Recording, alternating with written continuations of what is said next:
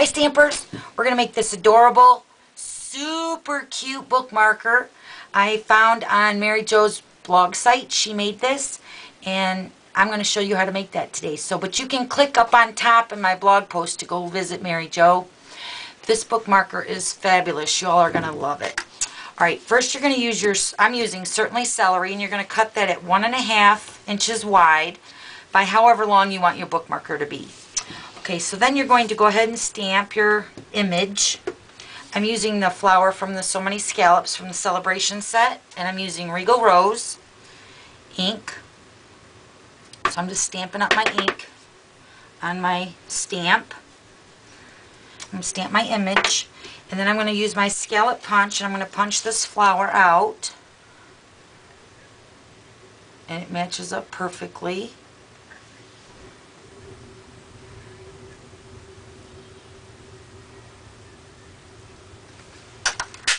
Punch that out. Then I'm going to use my Certainly Celery, and I'm going to use the 1-inch circle punch. I'm just going to punch the circle out for that. And then I'm going to adhere a little tiny piece of adhesive to the center of my Certainly Celery. I'm going to layer that on top of my flower. And then now for the bookmarker, you're going to use your scallop punch, and you're going to feed this into your punch. I'm going to see if I can do this for you. Yep. Okay, so you're just going to feed in your, I'm using Certainly Celery, so you're just going to feed it in like that. And then you're going to punch your edge. Okay, so your bookmarker should look like that. Then you're going to take your flower, and you're just going to adhere a little tiny piece of adhesive right to the center of your flower. And you're going to line that up with the edge on your bookmarker, like that. Then I'm going to use my Crocodile. I'm going to use the 3/16 side. And you'll notice there's an adjustment over here on the side. And you can twist this and tighten it up if you want it, however deep you want your punch to go. I'm just going to leave mine freely open. So we're going to use the 3/16 side, and I'm going to punch a circle hole in the center of my Certainly Celery, like that. Then I'm using the jumbo eyelets. These are fabulous. I'm going to adhere my jumbo eyelet in the center of my bookmarker. And it takes some little bit of wiggling, but it does fit inside that hole. So just wiggle it in there. There we go.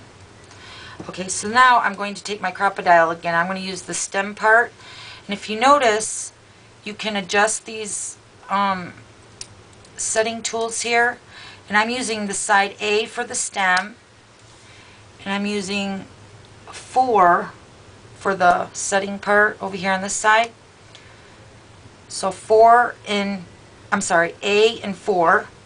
And I'm going to take the stem part of my Crocodile, and I'm going to insert it in the front of my jumbo eyelet, and I'm going to squeeze that, and you probably heard that, it said it.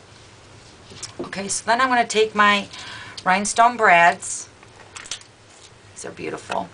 And I'm using the very large circle. Where'd it go?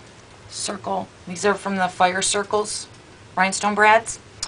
I'm just going to add some bling to my bookmarker. So I'm going to put my, fits perfectly, I'm going to put my brad inside of the center of the jumbo eyelet. Okay, and then I went ahead and added some doodle dots to the side of my bookmarker, and then I'm going to add some to the center of my flower.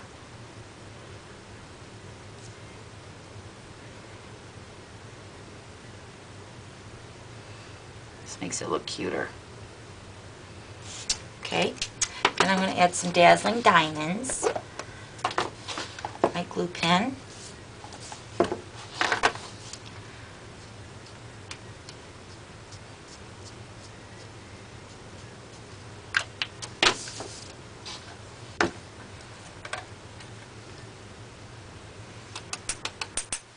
Okay. And there's your bookmarker. Now let me show you how this works. It's so cute. I love it. Alright, I just so happen to have a mini. Alright, this is how your bookmarker is going to work. Put your bookmarker in there.